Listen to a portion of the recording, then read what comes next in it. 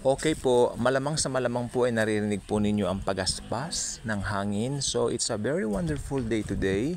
Mahangin po dito sa labas. At I decided to make this recording here of this vlog. Why? Because malakas po ang tugtugan doon sa banda ron po sa may bahay. At ayaw ko pong yung baka mamaya copyright claim kana naman, di po ba? So at least mas maganda po yung walang sakit ng ulo. Masakit naman po siguro sa loob natin kapag kami nagawa na tayong isang bagay tapos ito ay mababaliwala lang po dahil sa mga copyright claims na yan. So ito po ang ating pag-aaralan po ngayon. Actually po ito po ay isang buong chapter na pag-aaral. Hindi po ito isang verse lang, Ito po ay isa pong chapter.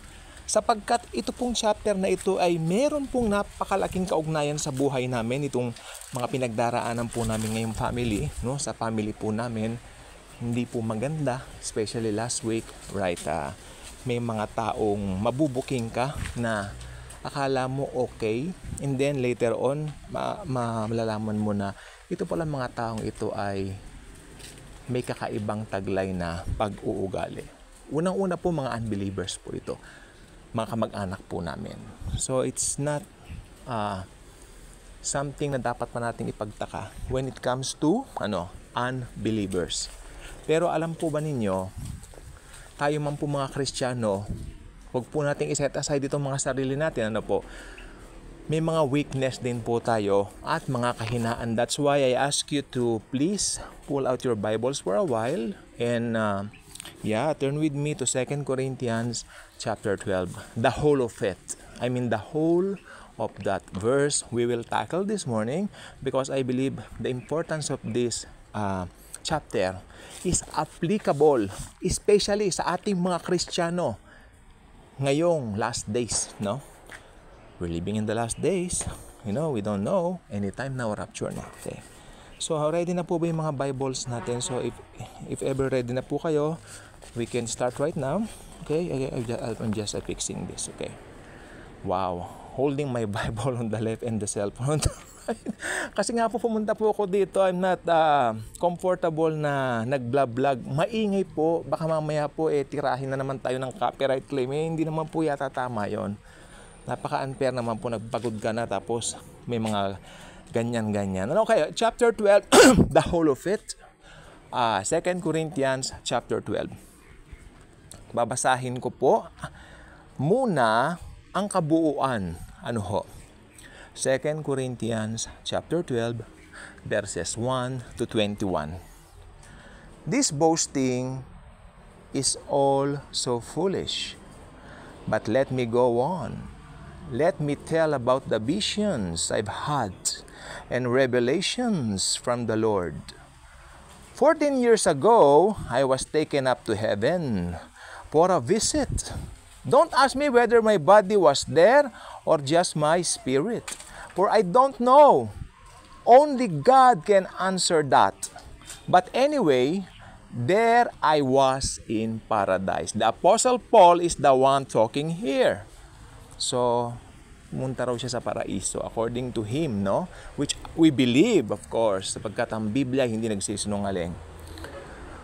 Proceed tayo sa verse 4, And, nagpunta siya sa paradise and heard things so astounding that they are beyond a man's power to describe or put in words. Ibig sabihin, unexplainable. Ang gloria ng glorious ang langit, But anyway, I am not allowed to tell them to others. Kaya natatawa po ako Vision of heaven, di ba? Heaven is real, kesyo, blah, blah, blah. Daig pa nila si Pablo. Kung si Pablo nga po, hindi nga po siya allowed na ibahagi niya kung ano yung natagpuan niya sa langit Samantalang itong mga iba na nakakita na raw po ng langit, napunta na raw po ng heaven, ay ewan ko po ba? What's happening in the world right now? I don't know. I don't understand. Sila. Verse 5, that experience is something worth bragging about. Ibig sabihin, pwede akong magyabang because of that experience. I can brag about that, actually, sabi niya. But I am not going to do it. Why? Ba't di siya magyayabang? Because I'm going to boast only about how weak I am. And how great God is to use such weakness for His glory. Mas ipagyayabang ko ika, sabi ni Pablo, ang aking mga kahinaan. So ito po, natatandaan niyo po early this video, sinabi ko, tayo po ay nangangailangan nitong buong verso, or should I say, buong chapter na ito. Dahil ito, no, applicable sa ating lahat ito rito. Lahat po ng Kristiyano may mga kahinaan pa rin. Hindi naman kung malaging Kristiyano ka na, Superman, Wonder Woman, ano po yan? Hindi po ganun yon. Okay? So sabi niya rito, I am going to boast only about how weak I am and how great God is to use such weakness for His glory. Okay, tuloy natin. I have plenty to boast about and would be no fool in doing it. O ibig sabihin, pwede kang magmalaki, but I can share a lot of things to you na hindi naman ako mapagkakamalang mayabang. Kasi totoo ang sinasabi ko, sabi niya. Sabi niya ganoon, I have plenty to boast about and would be no fool in doing it. But I don't want anyone to think more highly of me than he should from what he can actually see in my life and my message. Ayaw kong pag-isipan nila ako na ako ay ganito, ganyan, maliban sa kung sino talaga ako at doon sa mensaheng ipinapangaral ko. Yan ang sabi ni Pablo. I will say this, because these experiences I had were so tremendous, God was afraid I might be puffed up by them. Pero mali itong salin na po. Hindi po takutan Diyos. Sabi niya, God was afraid. This is the Living Bible. Nagustuhan ko lang po yung pagka-paraphrase niya. But, okay. Maybe sabihin natin ito. God thinks, ayan. God thinks I might be puffed up by them. Huwag na pong natin gamitin yung afraid. Hindi po natatakot ang Diyos. God thinks I might be puffed up by them. So I was given a sickness. Maling salin po talaga. So I was given a sickness. Hindi po sickness yon. Ito po ay thorn in the flesh. No? So I was given a sickness which has been a thorn in my flesh. That's it. A messenger from Satan to hurt and bother me and prick my pride. Ito na po yung ating pinaka-heart of the verse. 3 different times I begged God to make me well again. Hindi po karamdaman yun, ha? Ito po ay persecution. Maliwanag po yan. Ito po ay persecution. Sabi niya rito, 3 different times, dito po sa verse 8, 3 different times I begged God to make me well again. Each time He said, no, but I am with you. That is all you need. My power shows up best in weak people. I love it.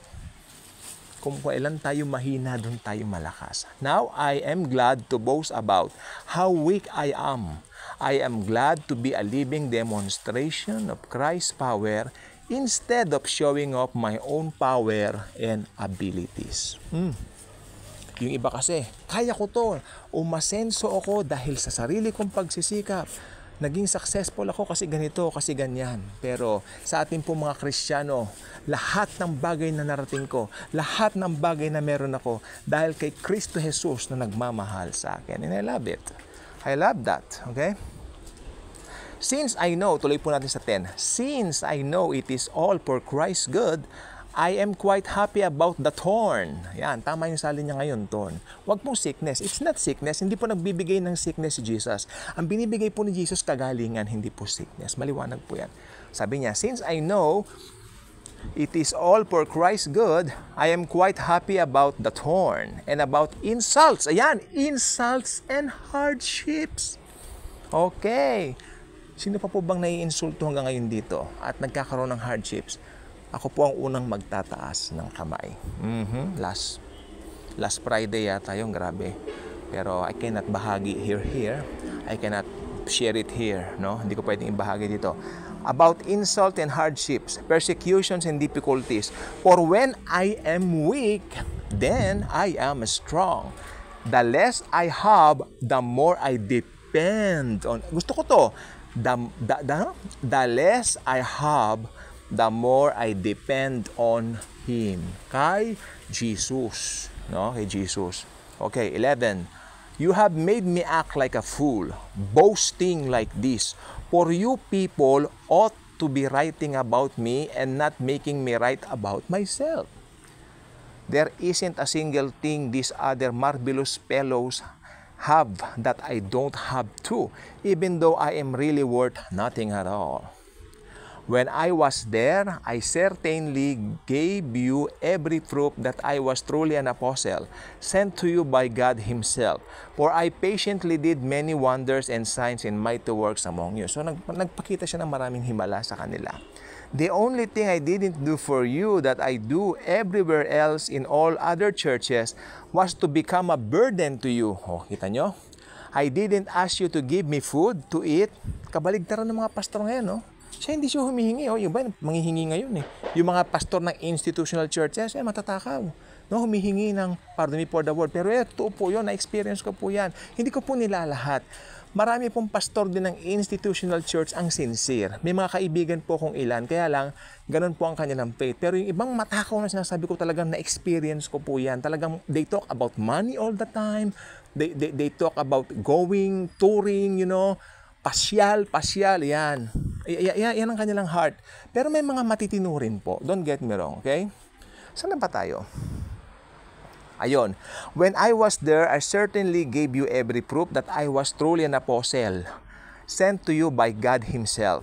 For I patiently did many wonders and signs and many mighty works among you. The only thing I didn't do for you that I do everywhere else in all other churches was to become a burden to you. Hindi siya naging burden eh. I didn't ask you to give me food to eat and a place to stay. Please forgive me for this wrong. Ibig sabihin po nito ganito.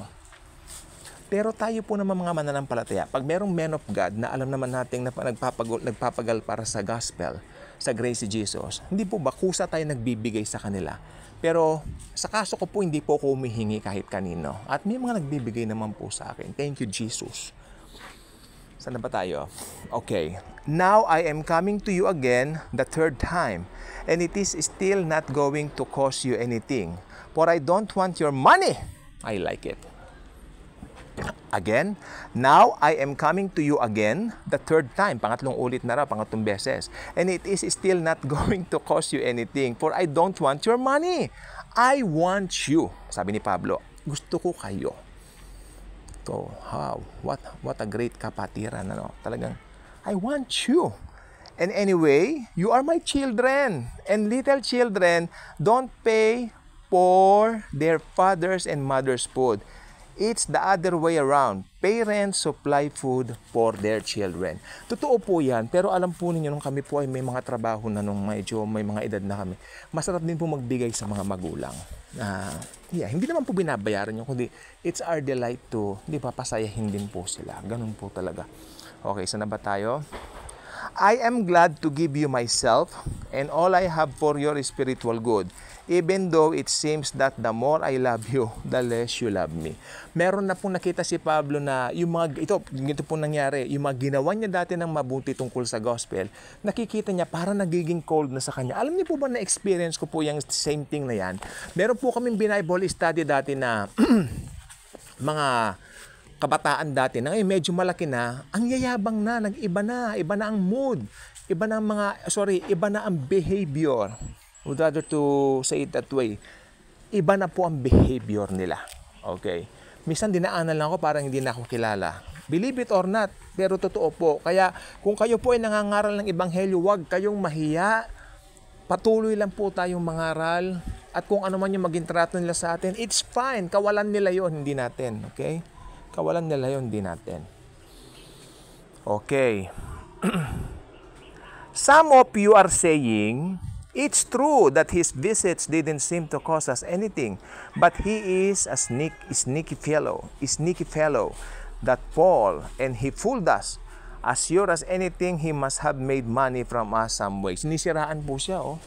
Verse 16, some of you are saying, it's true that his visits didn't seem to cost us anything, but he is a sneaky fellow. That Paul, yung Paul na yan, kanya, and he fooled us. As sure as anything, he must have made money from us some way. Gumawa raw ng pera si Paul sa kanya, hindi po totoo yun. Actually, ito po mga taong sinasabi ko pong ito, pera ko po, minsan, Minsan 1,000, 2,000, ayan na nagagastos ko para makapagpakain lang sa isang Bible study. Tapos, in return for what? Ganun ang pakita sa'yo. Okay lang po yun. Ginawa ko po yun para sa Lord. Hindi naman po para sa kanila. Palakpakan natin si Jesus. Okay lang po yun. Pag Kristiyano ka, nangangaral ka, maniwala po kayo, maglalabas ka ng pera. Hindi sila yung maglalabas ng pera para sa'yo. Hindi po ako naniniwala sa ganun. Tayo ang maglabas ng pera. Sapagkat ang supply ni Jesus sa atin lagi pong meron. At nagugulat na lang po ako may naglalove gift sa akin. Nagugulat na lang po ako, maniwala kayo. Sabi niya rito, sila raw ay kanyang niloko. Sabi naman ni Pablo, but how? Did any of the men I sent to you take advantage of you? Ibig sabihin, sabi niya, may mga pinadala ko sa inyo dati. Bakit? May nag-take advantage ba sa inyo? Di ba? When I urged Titus to visit you and sent our other brother with him, did they make any profit? No, of course not. For we have the same Holy Spirit and walk in each other's steps, doing things the same way. Alam po ninyo, lahat po tayo, we have the same Holy Spirit. Okay? Kaya ibig sabihin, ang isang taong pinananahanan ng Holy Spirit, hindi magagawa manloko yan. No, of course not, sabi niya. Di ba? No, of course not. For we have the same Holy Spirit and walk in each other's steps, doing things the same way. Di ba? Lahat kami ng mga gumagawa nito para sa Lord, para sa gospel. Gumagawa kami nito ng may katapatan, sabi niya. I suppose you think I am saying all this to get back into your good graces. That isn't it at all. I tell you with God listening as I say it, that I have said this to help you, dear friends, to build you up spiritually and not to help myself. Ibig sabihin nun, kaya ako nangangaral ng gospel sa inyo para matulungan ko kayo sa pamamagitan ng pinapangarap kong gospel para lalo nyo makilala si Jesus at hindi para mag-gain ako ng anumang pananalapi o salapi mula sa inyo. So, ayan ang totoong karakter ng isang mangangaral ng Diyos. Hindi po yung parang, material, mangangaral ako, may pera, love gift, ito, may kasama ako, yan, nangungulekta sa basket, umaakyat sa mga, alam niyo na. Ay, pala po sabihin dito. Diyos ko, ako pinilit-pilit. O sige na nga po, magbibigay na po ako. Nagbigay akong 10 piso. Okay, wala po sa akin yon. Okay, sabi niya rito, for I am afraid that when I come to visit you, I won't like what I find. Ayun na nga po. And then you won't like the way I will have to act. I am afraid that I will find you quarreling and envying each other and being angry with each other and acting big, mayabang, and acting big and saying wicked things about each other and whispering behind each other's back. Whispering, behind each other's backs, filled with conceit and disunity. Nagsisiraan. Isa po yan sa dahilan ba't umalis ako doon sa institutional churches na yan. Sobrang hindi pagiging totoo sa bawat isa. So I can't, tsaka inalis na rin po ko kasi nakita ko mali ang modelo o ang model ng institutional church. Mali ang system na yan. Maniwala po kayo. So, nandiyan po lahat ang hindi po magiging matatag ang mga Kristiyano sa ganyan. Bumalik po tayo kung ano sinasabi ng Bible, bumalik po tayo sa house setting. House setting po talaga ang real, house setting po talaga ang truth. Okay. Yes, I am afraid that when I come, God will humble me before you and I will be sad and mourn because many of you who have sinned became sinners and don't even care about the wicked, impure things you have done. Yon, hindi niyo napapakinggan yung sinasabi sa inyo na parang, di ba, na parang yung mga ginawa nyo parang baliwala na, di ba? So, impure things you have done, your lust in immorality and the taking of other men's wives. Meron po palang kumakabit kung kani-kanino dito sa mga churches na ito na binabanggit ni Paul, no? So, pero ang maganda po rito, makikita po natin dito, lahat po may weakness tayo. May weakness mo ang bawat Kristiyano. Lalo na po yung sabi niya, alisin mo na sa akin, Panginoon to, pinapersecute na ako ng mga taong ito, Lord Jesus, please, alisin mo na po, Lord Jesus, sa akin to. Pero sabi ni Jesus, my grace is sufficient because my power works in your weakness. Kaya kung hindi ka pa nakasubscribe sa ating channel, I invite you to do so. Click the notification bell, share the video, share the wonderful love of Jesus. Again, Lahat po tayo may weakness. Huwag tayong mahihiya sa weakness natin sapagkat one day, ang ating mga kahinaan, ang ating mga weakness na yan ay gagamitin ni Jesus para sa Kanyang glory. Thank you. And Jesus truly loves us all.